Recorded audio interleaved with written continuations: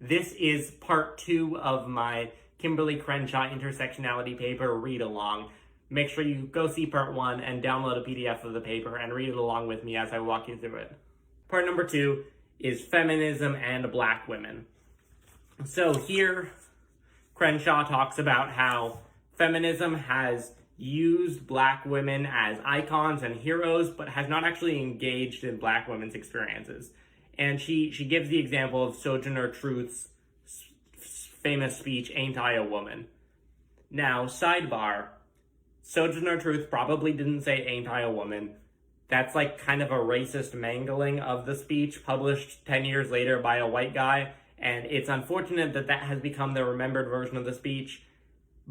But if you go look at the original text of the speech, Sojourner Truth did make the same points. She just didn't use the phrase "ain't I a woman," and her grammar was different. So when you see people quoting the speech, keep that in mind. But Crenshaw is quoting the "Ain't I a Woman" speech, and she says that, Sojourner Truth is challenging both the patriarchal standards of womanhood, but also the ways in which feminism defines womanhood, and feminists like to use that speech to challenge patriarchal ideas, but the speech is also a challenge to feminists in a lot of ways that feminists, don't really want to confront because they don't want to deal with racism. Like, white feminists have an incentive to cling on to their white privilege because it's beneficial to them to not give up their white privilege, to remain privileged in the race hierarchy.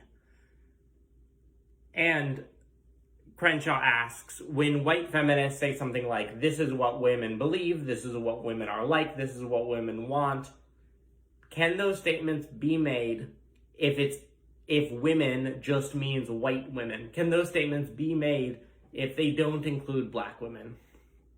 And so for an example of this, Crenshaw gives gender stereotypes. When white women talk about gender stereotypes, men are powerful, women are weak.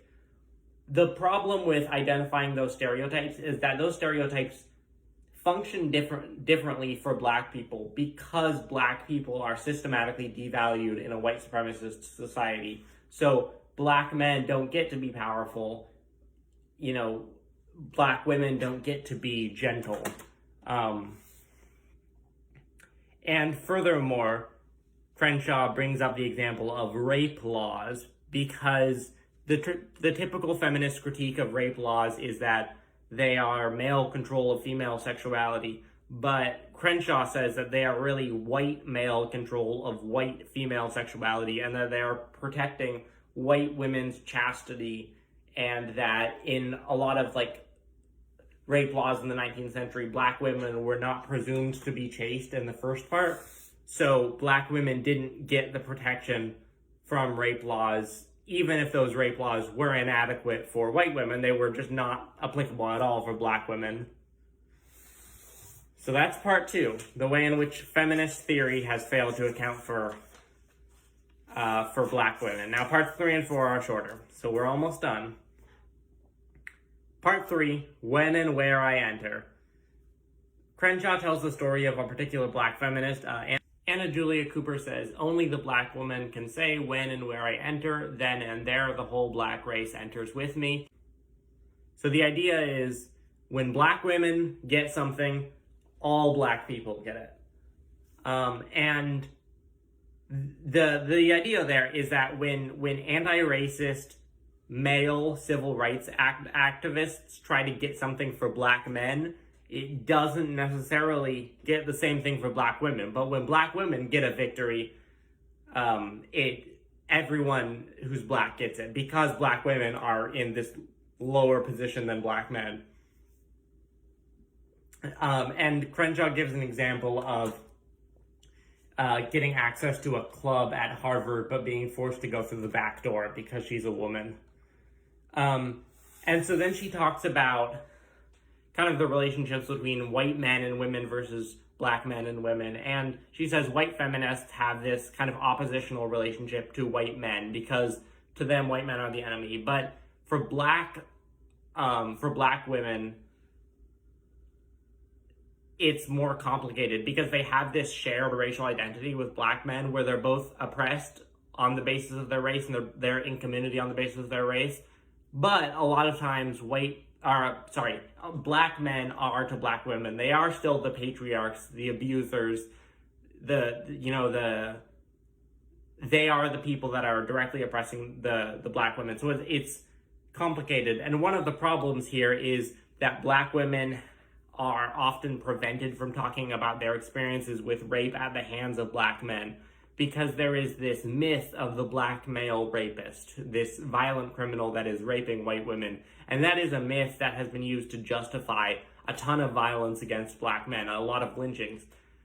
But the thing is, black men do rape black women, and it becomes difficult for black women to talk about that, because if they talk about their real experiences, it's seen as reaffirming the myth of the black male rapist. So then they can't talk about their experiences, but then they can't talk about their experiences with sexual violence. They can't get justice. So it puts black women in this double bind. And an example of this is the Moynihan Report. And this report analyzed black families, and it said that the problem with black families was that they were too matriarchal. The women were too powerful. And so civil rights leaders criticized this for being racist, but not for being sexist. And white feminists didn't really touch it because they viewed it as being like a racial issue and not like a sex issue. But the thing about the Moynihan Report is that it simultaneously was reaffirming male supremacy and white supremacy. It's reaffirming white supremacy by saying black people are oppressed because they're doing something wrong. It's their fault. That's why they're oppressed. And the Moynihan Report is also reaffirming male supremacy because it's saying it's a good thing for men to be in charge. Men should be in charge, and we have to put men in charge within the black community. Okay, that's part 3. Part 4 is just a brief conclusion, and Crenshaw gives kind of advice for expanding feminist theory and anti-racist politics. And she says that feminist theory and anti-racist politics can't take single-axis approaches, and they have to recognize that there are people who are simultaneously oppressed by multiple axes of oppression, and that's the intersection, that's the intersectionality.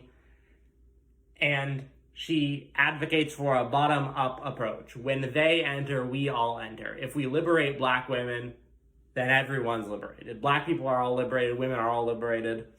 It's a bottom-up approach.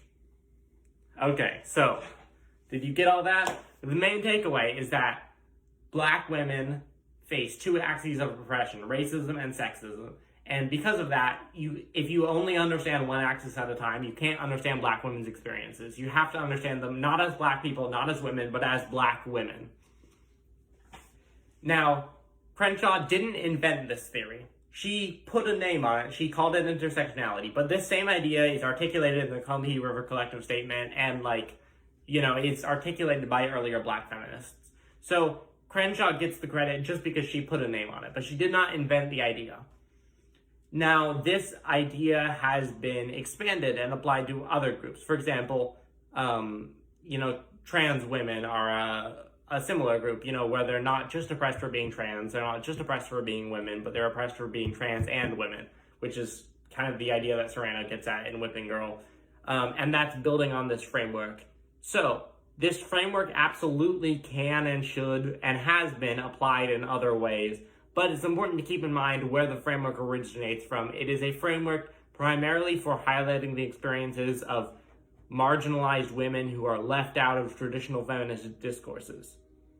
Now that we've read this paper together, I hope you can see that it is not as difficult as you think to read an academic paper. I know there's some big words in there. If you have questions about the paper, ask me in the comments. I'll answer them. But I hope that we've learned something today. We've read this paper together. And I hope that you've seen that in the future, you can read feminist texts by yourself and learn something.